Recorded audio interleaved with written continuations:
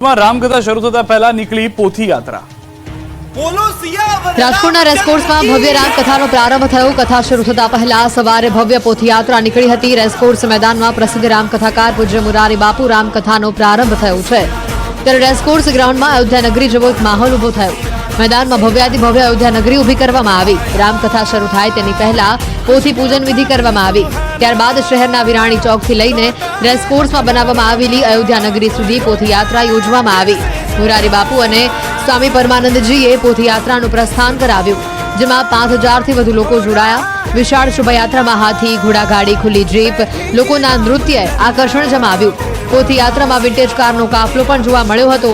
એમાં પણ સૌથી વધુ આકર્ષણ ભગવાન રામની પ્રતિકૃતિએ જમાવ્યું। અયોધ્યામાં બિરાજમાન રામલલ્લાની આબેહૂબ પ્રતિકૃતિ તૈયાર કરવામાં આવી છે। શહેરના રાજમાર્ગો પરથી જ્યારે આ પોથી યાત્રા પસાર થઈ ત્યારે સૌ કોઈ રામલલ્લાની પ્રતિકૃતિ જોઈને નતમસ્તક થઈ ગયા। પોથી યાત્રા દરમિયાન કેસરીયો માહોલ જોવા મળ્યો। ઠેર ઠેર જય શ્રી રામના નારા લાગ્યા। પોથી યાત્રામાં રાજકોટ શહેરના મેયર, ધારાસભ્યો, સાંસદ, સભ્ય સહિતના નેતાઓ જોડાયા હતા। 12 વર્ષ બાદ રાજકોટ શહેરમાં પૂજ્ય મોરારી બાપુની રામકથા યોજાઈ રહી છે। ગુજરાત બન્યું ઠંડુગાર। તાપમાન 12.2 ડિગ્રીએ પહોંચતા ધ્રુજ્યા ગુજરાતીઓ। હજુ ઠંડી વચ્ચે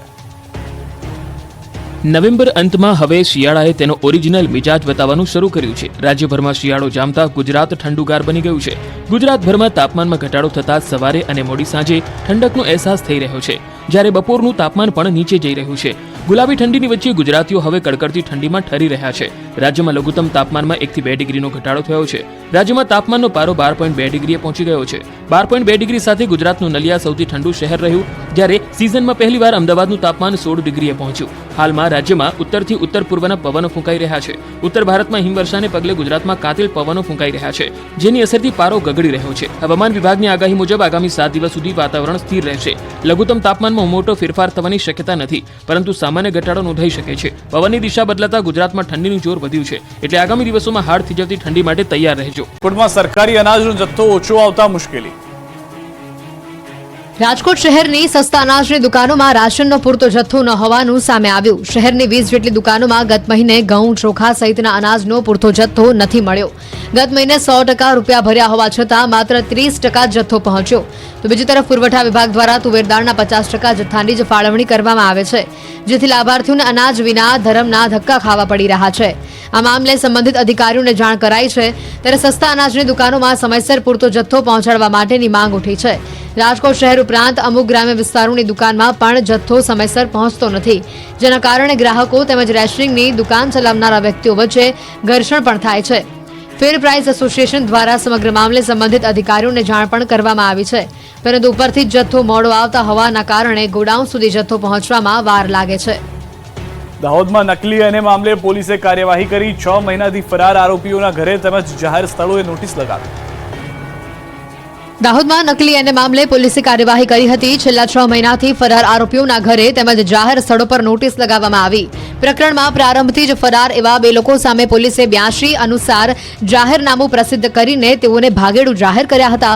એટલું જ નહીં, તેમના ઘર તેમજ ઘરની આસપાસ તેમજ રેલવે તેમજ બસ સ્ટેશન સહિતના જાહેર સ્થળો પર ભાગેડુ હોવાની ફોટોની સાથે નોટિસો પણ ચોંટાડવામાં આવી। બંને 1 માસમાં પોલીસ સમક્ષ હાજર નહીં થાય તો બંનેની મિલકત ટાંચમાં લેવાની કાર્યવાહી કરાશે। બિલ્ડર કુતબી રાવત અને જમીન દલાલ રામુ પંજાબીને વોન્ટેડ જાહેર કરવામાં આવ્યા છે। 20 ડિસેમ્બર સુધીમાં હાજર નહીં થાય તો તેમની મિલકત ટાંચમાં લેવામાં આવશે। નકલી એને હુકમો બનાવવામાં રામુ પંજાબીની મુખ્ય ભૂમિકા હતી। મે મહિનામાં પહેલી ફરિયાદ દાખલ થતાં જ બંને ફરાર થયા હતા। ભૂમાફિયાઓએ જમીનોના નકલી એનેના હુકમો તૈયાર કર્યા હતા। નકલી હુકમોના આધારે સરકારના કરોડો રૂપિયાના પ્રીમિયમની ચોરી કરી હતી। દાંતાથી 2 બોગસ તબીબો અને દવાખાના પકડાયા। નકલીઓના રાફડા વચ્ચે બનાસકાંઠાના દાંતાથી બોગસ તબીબો અને બોગસ દવાખાના પકડાયા છે। બનાસકાંઠાના ગ્રામ્ય વિસ્તારોમાં એસઓજી અને આરોગ્ય વિભાગની ટીમે સંયુક્ત રીતે દરોડા પાડી કાર્યવાહી હાથ ધરી હતી। દાંતા તાલુકાના બામોદરા ગામે 2 બોગસ તબીબોના દવાખાના બંધ કરવામાં આવ્યા। ખુશી ક્લિનિક અને વાઘેશ્વરી દવાખાનાના બોગસ તબીબ સામે કાર્યવાહી કરાઈ। મનુભાઈ રાવળ, જશવંત સોલંકી અને પ્રભાજી ઠાકોર સામે કાર્યવાહી કરવામાં આવી। સાથે જ દાંતા તાલુકાના ટીએચઓએ જણાવ્યું કે જો ફરી દવાખાના ખોલશે તો ફરી કાર્યવાહી કરવામાં આવશે। મનુભાઈ રાવળ, જશવંત સોલંકી, પ્રભાજી ઠાકોર સામે એસઓજી પોલીસ તથા આરોગ્ય વિભાગે કાયદેસરની કાર્યવાહી કરી ત્રણેય લોકોને હળાદ પોલીસના હવાલે કરતા ધોરણસરની કાર્યવાહી કરી આગળની વધુ તપાસ હાથ ધરવામાં આવી છે. જો કે નવાઈની વાતો એ છે કે આ કાર્ય થયા બાદ રિયાલિટી ચેક કર્યા હતા, જેમાં ખુશી દવાખાનાના શટર બંધ હતું, એકમાત્ર તાળું મારેલું હતું. દવાખાનામાં મેડિકલ વેસ્ટ જ્યાં ત્યાં પડેલું જોવા મળ્યું હતું અને એલોપેથિક દવાઓ પણ કેટલાક પ્રમાણમાં જોવા મળી હતી.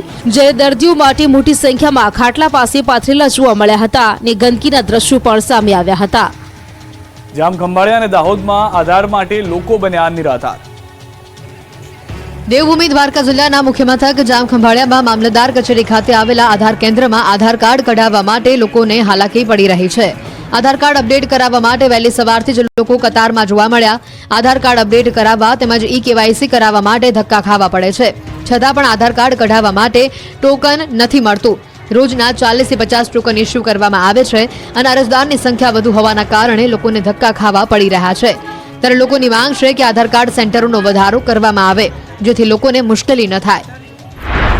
તો આ તરફ દાહોદમાં પણ જામખંભાળિયા જેવા દ્રશ્યો સામે આવ્યા. આધાર કાર્ડ કઢાવવા તેમજ ફેરફાર કરાવવા માટે અત્યારે લોકોને ખૂબ જ હાલાકી પડી રહી છે. આધાર કાર્ડ કઢાવવા માટે વહેલી સવારથી ગ્રામીણ વિસ્તારમાંથી આવતી ગરીબ પ્રજા પોસ્ટ ઓફિસ ખાતે બાળકોને લઈને વહેલી સવારે 3 વાગ્યાથી લાઇનમાં લાગે છે. પરંતુ જવાબદાર તંત્ર નવીન આધાર કાર્ડ કઢાવવા માટેની અન્ય સુવિધા તાલુકા પંચાયત અથવા નગરપાલિકામાં ચાલુ કરતી નથી, જેથી ગ્રામ્ય વિસ્તારમાંથી આવતી ગરીબ પ્રજાને પોતાની ખેતી તેમજ મજૂરીનું કામ છોડી રૂપિયાનો બગાડ કરી આધાર કાર્ડ કઢાવવા આવવું પડે છે. પોસ્ટ ઓફિસની બહાર કાગળ આધાર કાર્ડનું કામ અન્ય જગ્યાએ થતું હોવાનું કાગળ પર લગાવેલું છે. રાજકોટમાં રામકથા શરૂ થતા પહેલા નીકળી પોથી યાત્રા. રાજકોટના રેસકોર્સમાં ભવ્ય રામકથાનો પ્રારંભ થયો. કથા શરૂ થતા પહેલા સવારે ભવ્ય પોથયાત્રા નીકળી હતી. રેસકોર્સ મેદાનમાં પ્રસિદ્ધ રામકથાકાર પૂજ્ય મુરારી બાપુ રામકથાનો પ્રારંભ થયો છે. ત્યારે રેસકોર્સ ગ્રાઉન્ડમાં અયોધ્યા નગરી જેવો એક માહોલ ઉભો થયો. મેદાનમાં ભવ્યાતિ ભવ્ય અયોધ્યા નગરી ઊભી કરવામાં આવી. રામકથા શરૂ થાય તેની પહેલા પોથી પૂજન વિધિ કરવામાં આવી. ત્યારબાદ શહેરના વિરાણી ચોકથી લઈને રેસકોર્સમાં બનાવવામાં આવેલી અયોધ્યા નગરી સુધી પોથયાત્રા યોજવામાં આવી. મુરારી બાપુ અને સ્વામી પરમાનંદજીએ પોથયાત્રાનું પ્રસ્થાન કરાવ્યું, જેમાં 5000થી વધુ લોકો જોડાયા. વિશાળ શોભાયાત્રામાં હાથી, ઘોડાગાડી, ખુલ્લી જીપ, લોકોના નૃત્યએ આકર્ષણ જમાવ્યું. પોથયાત્રામાં વિન્ટેજ કારનો કાફલો પણ જોવા મળ્યો હતો. એમાં પણ સૌથી વધુ આકર્ષણ ભગવાન રામની પ્રતિકૃતિએ જમાવ્યું. અયોધ્યામાં બિરાજમાન રામલલ્લાની આબેહૂબ પ્રતિકૃતિ તૈયાર કરવામાં આવી છે. શહેરના રાજમાર્ગો પરથી જ્યારે આ પોથયાત્રા પસાર થઈ ત્યારે સૌ કોઈ રામલલ્લાની પ્રતિકૃતિ જોઈને નતમસ્તક થઈ ગયા. પોથયાત્રા દરમિયાન કેસરીયો માહોલ જોવા મળ્યો. ઠેર ઠેર જય શ્રી રામના નારા લાગ્યા. પોથયાત્રામાં રાજકોટ શહેરના મેયર, ધારાસભ્યો, સાંસદ સભ્ય સહિતના નેતાઓ જોડાયા હતા. 12 વર્ષ બાદ રાજકોટ શહેરમાં પૂજ્ય મોરારી બાપુની રામકથા યોજાઈ રહી છે. ગુજરાત બન્યું ઠંડુગાર. તાપમાન 12.2 ડિગ્રીએ પહોંચતા ધ્રુજ્યા ગુજરાતીઓ. હજુ ઠંડી વચ્ચે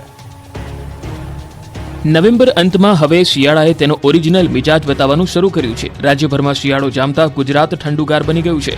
ગુજરાતભરમાં તાપમાનમાં ઘટાડો થતાં સવારે અને મોડી સાંજે ઠંડકનો અહેસાસ થઈ રહ્યો છે, જ્યારે બપોરનું તાપમાન પણ નીચે જઈ રહ્યું છે. ગુલાબી ઠંડીની વચ્ચે ગુજરાતીઓ હવે કડકડતી ઠંડીમાં ઠરી રહ્યા છે. રાજ્યમાં લઘુત્તમ તાપમાનમાં 1 થી 2 ડિગ્રીનો ઘટાડો થયો છે. રાજ્યમાં તાપમાનનો પારો 12.2 ડિગ્રીએ પહોંચી ગયો છે. 12.2 ડિગ્રી સાથે ગુજરાતનું નલિયા સૌથી ઠંડુ શહેર રહ્યું, જ્યારે સિઝનમાં પહેલીવાર અમદાવાદનું તાપમાન 16 ડિગ્રીએ પહોંચ્યું. હાલમાં રાજ્યમાં ઉત્તરથી ઉત્તર પૂર્વના પવનો ફૂંકાઈ રહ્યા છે. ઉત્તર ભારતમાં હિમવર્ષાને પગલે ગુજરાતમાં કાતિલ પવનો ફૂંકાઈ રહ્યા છે, જેની અસરથી પારો ગગડી રહ્યો છે. હવામાન વિભાગની આગાહી મુજબ આગામી 7 દિવસ સુધી વાતાવરણ સ્થિર રહેશે. લઘુત્તમ તાપમાનમાં મોટો ફેરફાર થવાની શક્યતા નથી, પરંતુ સામાન્ય ઘટાડો નોંધાઈ શકે છે. પવનની દિશા બદલાતા ગુજરાતમાં ઠંડીનું જોર વધ્યું છે, એટલે આગામી દિવસોમાં હાડ થીજવતી ઠંડી માટે તૈયાર રહેજો.